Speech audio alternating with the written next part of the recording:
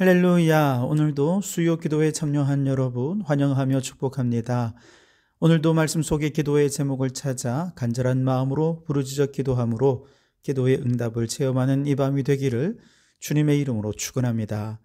자, 오늘은 열왕기상 18장 41절에서 46절의 말씀으로 큰 비소리가 있나이다 라는 제목으로 함께 은혜를 나누고자 합니다. 지난 시간을 잠깐 떠올려 보면 엘리야가 바알의 선지자들에게 제안한 것은 각자 자신의 신의 이름을 불렀을 때 불로써 응답하는 신이 진짜 하나님인 것으로 하자라고 제안을 한 것이죠. 이에 대해 바알과 아세라 선지자들은 모두 거절하지 않고 동의했습니다. 왜냐하면 우리는 보통 바알신 하면 풍요의 신, 농경의 신, 바람과 폭풍을 주관하는 신 이렇게 이해하는 것으로 생각합니다만 여기에 더해서 이 바알의 제사장들은 바알신은 불의 신이기도 하다라고 그렇게 믿었다는 것이죠. 그래서 고대 우가리트의 한 문헌을 보면 바알신의 손에 번개가 들려있는 것이 이제 그림으로 묘사가 되어 있습니다. 이 번개가 바로 하늘에서 내려오는 불로 인식되었던 것이죠. 그래서 엘리야가 불로써 응답하는 신이 참신이다 라고 제안하자 바알의 선지자들도 거절하지 않고 받아들였던 것이죠. 그러나 그 결과 바알의 제사장들은 아무리 소리치고 몸을 자해해도 바알의 신은 불을 내리지 않았죠.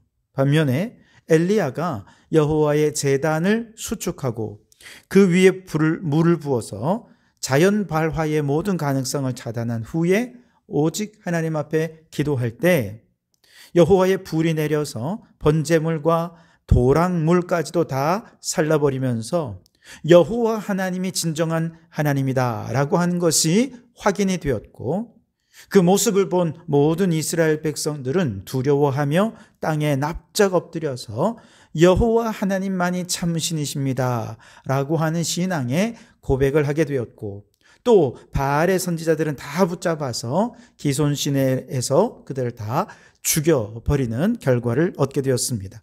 이제 바알의 거짓됨이 만천하에 드러난 것이죠.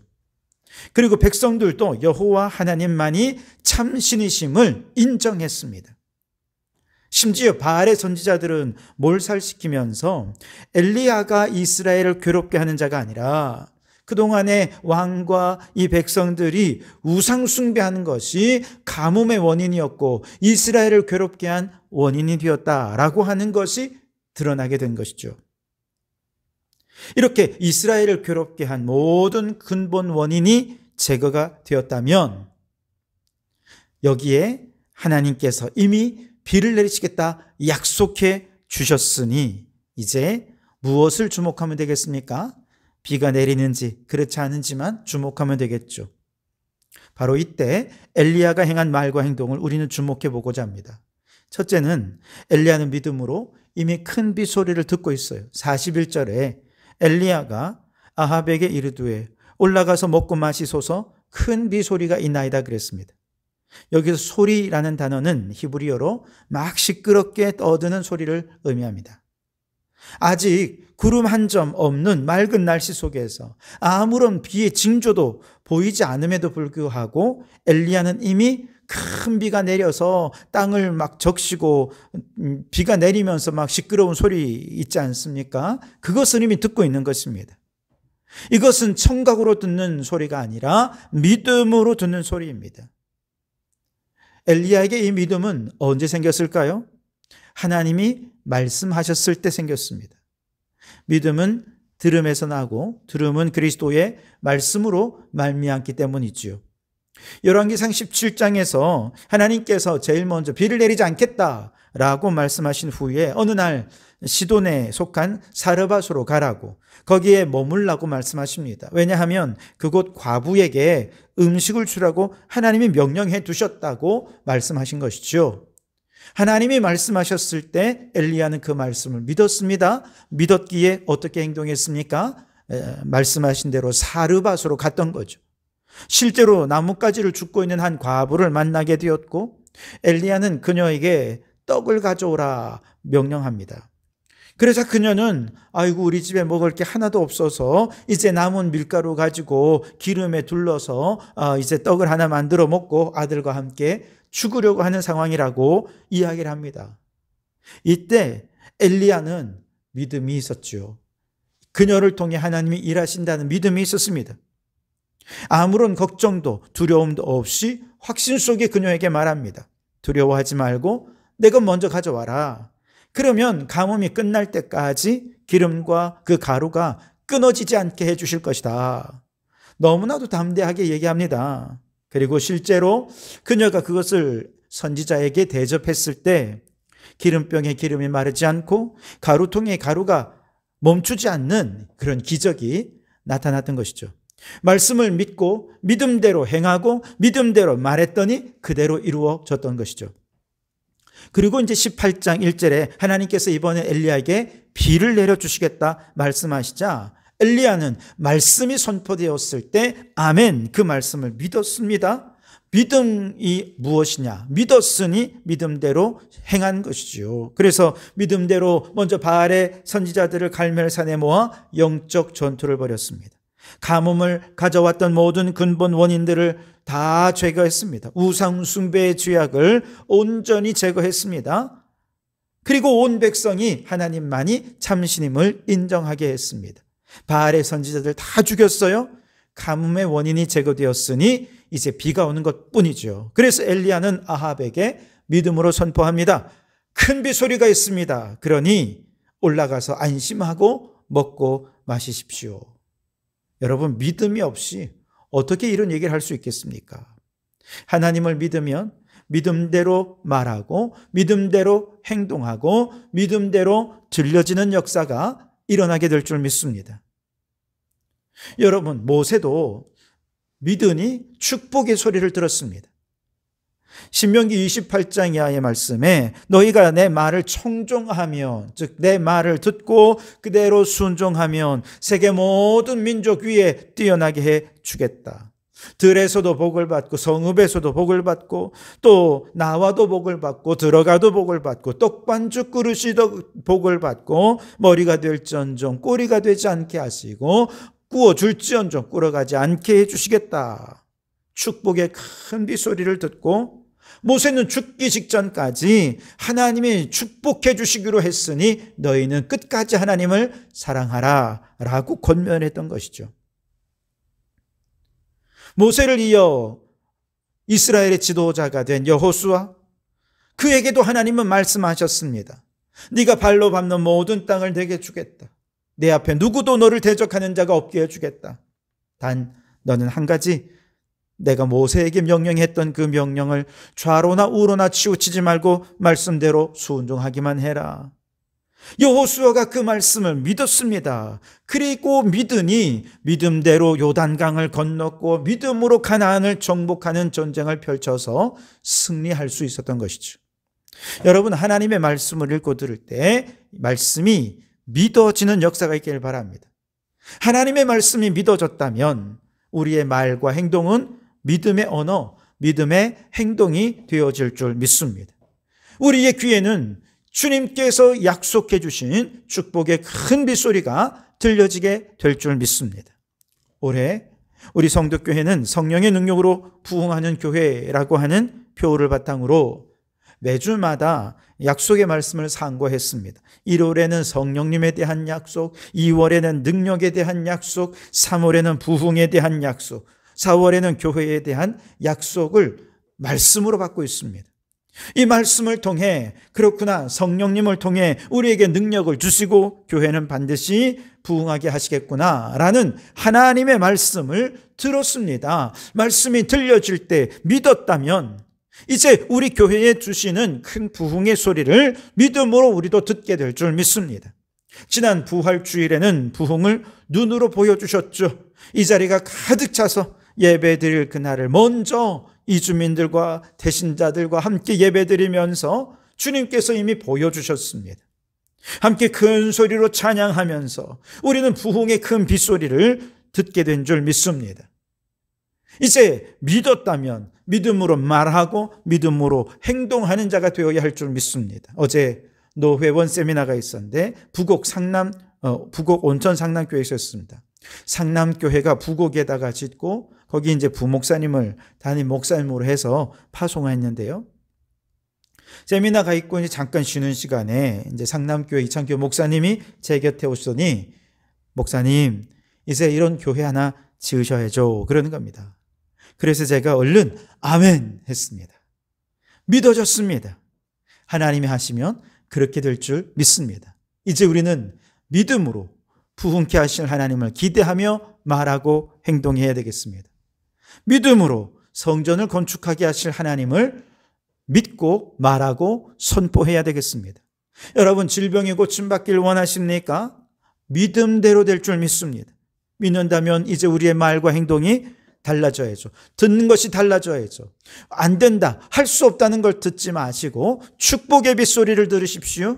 입으로 말하고 선포하는 모든 것이 치유하는 자의 축복된 삶과 행동으로 바뀌어지는 믿음의 역사가 나타나시기를 바랍니다.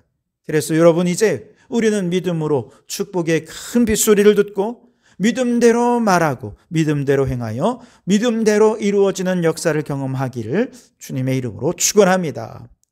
두 번째로 이렇게 믿음 있는 사람은 기도의 자리에 올라가게 되어 있습니다. 42절에 아합이 먹고 마시러 올라가니라 엘리야가 갈멜산 꼭대기로 올라가서 땅에 꿇어 엎드려 그의 얼굴을 무릎 사이에 놓고 그랬습니다. 엘리야는 비가 오리라는 하나님의 말씀을 들었습니다. 믿음으로 큰 빗소리를 듣고 있습니다. 그리고 왕에게는 믿음의 언어로 말합니다. 이제 비가 올 테니 먹고 마시러 올라가십시오. 자, 그리고 엘리야는 어디로 갔습니까? 그는 산 꼭대기로 올라갔습니다. 뭐 하러 갔습니까? 기도하러 올라갔습니다. 사실 아합 왕의 모든 이스라엘의 괴로움이 자신의 죄악 때문이고 우상 숭배 때문이라는 사실을 알게 되었다면 왕도 사실은 먹고 마시러 갈 것이 아니라 회개의 기도를 드리러 산 꼭대기로 올라갔어야죠. 그런데 아합은 먹고 마시러 가고 비가 오는 것을 이제 축하하기 위해 왕은 이제 그렇게 간 것입니다. 반면에 엘리야는 기도하기 위해 산으로 올라간 것이죠. 특별한 것은 41절에서 43절 사이에 올라가다라는 표현이 무려 5번이나 등장해요. 그 중에 아합은 먹고 마시러 올라갔지만 엘리야는 기도하러 올라갔어요. 엘리야의 사화는 기도의 응답을 확인하기 위해 올라갔습니다. 다 같이 올라간 것이지만 방향이 달랐습니다. 아합 왕은 여전히 죄악의 길로 올라갔고 엘리야는 기도의 자리로 올라간 것이죠. 사실 하나님이 이미 비를 주시기로 약속했는데 굳이 왜 엘리야는 기도해야 했을까? 그것은 우리가 너무 잘 알듯이 하나님은 기도를 통해 일하시는 분이시기 때문에 그렇습니다. 아무리 비를 주기로 약속하셨더라도 하나님은 누군가 비를 달라고 기도하는 기도의 사람을 기다리시는 거죠. 왜냐하면 기도하지 않으면 비가 왔을 때 이게 하나님이 내리신 비인지 아니면 이제 때가 되어서 가뭄이 끝나고 자연현상으로 내린 비인지 믿음이 없는 사람들은 비를 맞으면서도 하나님께 영광을 돌려드리지 못해요. 반면에 믿음으로 기도한 사람들은 어떻습니까? 하나님께서 기도에 응답하셔서 내리신 비라고 하는 사실을 알기에 모든 영광을 하나님께 돌릴 수 있습니다. 그렇다고 엘리야가 기도해서 비가 내린 것입니까? 아닙니다. 엘리야가 기도한 것은 하나님의 약속이, 하나님의 이미 말씀이 선포되었기 때문이고 그 말씀이 이루어지게 해달라고 기도했을 뿐입니다. 우리가 기도해서 어떤 응답으로 이루어지는 일이 아니라 하나님이 약속하셨고 우리는 그 약속을 이루어 달라고 기도할 때 하나님은 기도를 통해 계획하신 뜻을 이루어 가시는 것입니다. 어떤 분이 정기적으로 삼각산 꼭대기에서 기도를 했대요. 그러다가 어느 날 생각이 들었습니다. 아니 하나님이 이 산 꼭대기에만 계시겠나? 중턱에도 있겠지. 꼭대기까지 올라가는 게 너무 힘들었던 모양입니다. 그래서 다음번에는 꼭대기까지 올라가지 않고 중턱쯤에서 기도를 했답니다. 그러다가 또 꾀가 났어요. 하나님이 뭐 중턱에만 있겠나? 골짜기에도 있겠지. 이번에는 중턱까지 올라가지도 않고 골짜기쯤에서 기도했습니다. 그 다음에는 아유 하나님이 어디 산에만 있겠나? 집에도 있겠지. 그리고는 산에 가지 않고 집에서 기도를 했습니다. 그러다가 또 꾀가 났습니다. 하나님이 집에만 있겠나? 안방에도 있겠지. 그렇게 점점 안방에서 기도하다가 결국 이불 속에 누워서 기도하다가 마귀가 찾아오니 자장가를 불러주더라는 것입니다. 우리가 기도할 때 꾀를 부리지 말고 정말 하나님 앞에 간절히 부르짖어 기도해야 합니다. 수요일 저녁에 교회 나와 기도하는 것이 결코 쉬운 일은 아니지요. 하루 종일 피곤한 일들이 얼마나 많이 있습니까? 그러나 하나님은 기도를 통해 하나님의 뜻을 이루어 가시는 분이심을 우리는 알기에 기도의 자리에 나오지 않을 수가 없는 것이죠. 주님은 두세 사람이 내 이름으로 모인 그곳에 함께 하시겠다 약속하시고, 우리가 기도하며 땅에서 매면 하늘에서 매이고 땅에서 풀면 하늘에서 풀어주실 것이라고 약속해 주셨습니다. 그래서 우리는 함께 모여 합심하여 기도하는 것입니다. 예레미야 33장 3절에 너는 내게 부르짖으라 내가 내게 응답하겠고 내가 알지 못하는 크고 은밀한 일을 내게 보이리라 말씀하셨습니다. 조용히 침묵하며 기도해도 돼요. 그런데 왜 부르짖으라는 것입니까? 이 일의 심각성을 알고 간절한 절박한 심정으로 기도하라는 것이죠. 그래서 우리가 수요일마다 부르짖어 기도하는 이유가 여기에 있는 것입니다. 여러분, 교회의 부흥을 위해 간절한 마음으로 기도하시기 바랍니다. 특별히 위기 가운데 있는 대한민국 이 나라를 위해 절박한 마음으로 기도하실 수 있기를 바랍니다.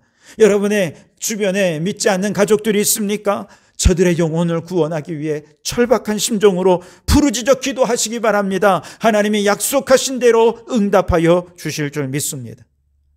42절에 보면 엘리야는 얼마나 절박했는지 땅에 꿇어 엎드려 그 얼굴을 무릎 사이에 놓고 기도했습니다.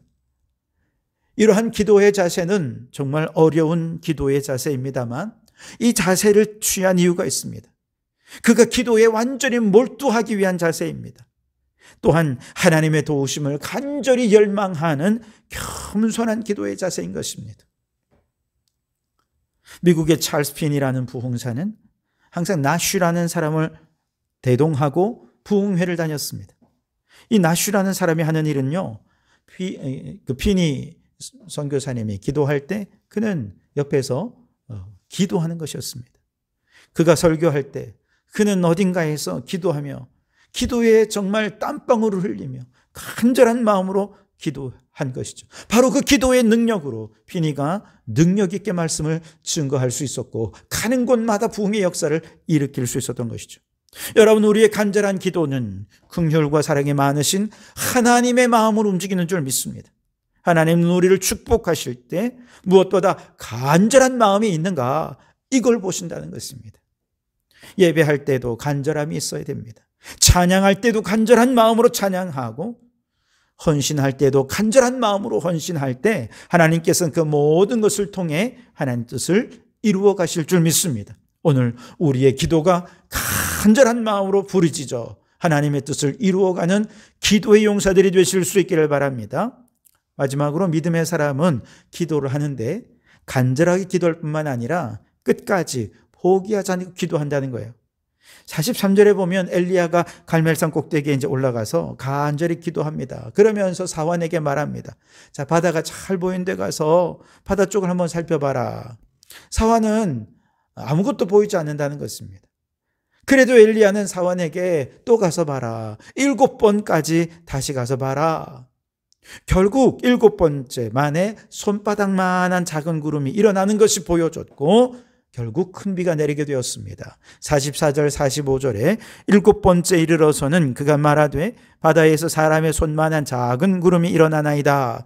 이르되 올라가 아합에게 말하기를 비에 맡기지 아니하도록 마차를 갖추고 내려가소서 하라 하니라. 조금 후에 구름과 바람이 일어나서 하늘이 캄캄해지며 큰 비가 내리는지라. 아합이 마차를 타고 이스라엘로 가니 그랬습니다. 여러분, 우리는 기도할 때 한 번 기도하고 응답이 이루어지지 않았다고 포기해서는 안 됩니다. 언제까지 합니까? 7번까지. 여러분, 끈질긴 기도, 하나님 앞에 포기하지 않는 기도가 중요합니다. 물론 끈질기게 기도하는데 내 욕심을 채우기 위해 기도한다면 그 기도는 이루어질 수가 없겠죠. 그러나 하나님의 뜻이 분명하고 하나님의 말씀에 약속의 말씀을 붙잡고 기도한다면 하나님께서는 그 끈질긴 기도를 들으시고 응답해 주실 것입니다. 마태복음 15장에 보면 끈질긴 기도의 사람이 한 사람이 등장하는데요. 가버나움의 한 여인입니다.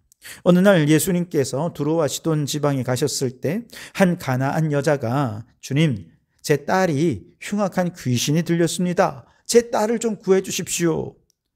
간절히 매달립니다. 그때 주님은 한마디도 대답하지 않다가 계속해서 세 번째 요청을 하니 겨우 말씀하시는데 거절의 말씀이에요. 자녀의 떡을 취하여 개들에게 던짐이 마땅하지 아니하니라. 너무 박절하게 말씀하십니다. 엄청난 모욕이었죠. 그러나 그 여인은 은혜 받는 법을 알았습니다. 그래서 말합니다. 주님 옳습니다. 개들도 주인의 상에서 떨어지는 부스러기는 그래도 먹지 않습니까? 그러니 큰 은혜가 아니어도 부스러기 은혜라도 좀 나눠 주십시오. 얼마나 끈질긴지요. 이 말을 듣고 예수님은 감동하셨습니다. 여자야, 내 믿음이 참 크구나. 이제 내 소원대로 되리라. 칭찬하셨고 그녀의 딸이 낫게 되는 역사가 일어난 것이죠. 누가복음 18장에도 한 억울한 일을 당한 과부가 불의한 재판관을 향해 매일같이 포기하지 않고 귀찮을 정도로 자신의 문제 해결해 달라고 요청하자 이 불의한 재판관은 하나님을 두려워함도 없는 이 재판관이 아이고 귀찮아서라도 내가 그 문제 해결해 주겠다. 해결해 주었습니다. 그러면서 주님 말씀하시죠. 불의한 재판관도 그러할진데 우리를 사랑하시는 하나님이 우리에게 기도에 응답하지 않으시겠는가? 그렇습니다. 여러분, 우리가 저 가나안의 여인처럼 혹은 억울한 일을 당한 과부처럼 끈질기게 주님을 붙잡기를 주님은 원하십니다. 기도할 때 포기하지 않고 끝까지 감사하고 끝까지 찬양하고 끝까지 하나님의 섭리를 믿음으로 기도할 때 어떤 장애물이 있어도 어떤 낙심할 일이 있어도 기도를 포기하지 않고 하나님의 기도의 자리에 나아갈 때 반드시 응답해 주실 줄 믿습니다. 이 세상에 어떤 축복도 쉽게 주어지는 축복은 없습니다. 그러니 끈기 있게 인내하면서 포기하지 말고 기도의 자리에 나아가서 기도하는 사람에게 주신, 믿음의 사람에게 주시는 하나님의 기도의 응답을 경험하는 성도들이 되시기를 주님의 이름으로 축원합니다. 기도하겠습니다. 주님, 말씀을 들을 때 말씀이 믿어지게 하옵소서. 믿음대로 말하고 행동하여 믿음대로 이루어지게 해 주옵소서. 하나님은 기도를 통해 일하시는 줄 믿습니다. 믿음으로 우리는 날마다 기도의 자리에 올라가게 해 주시옵소서. 기도하되 포기하지 말고 기도의 자리를 끝까지 지킴으로 하나님의 약속이 성취되는 기적을 보게 해 주시옵소서. 예수님 이름으로 기도하옵나이다. 아멘.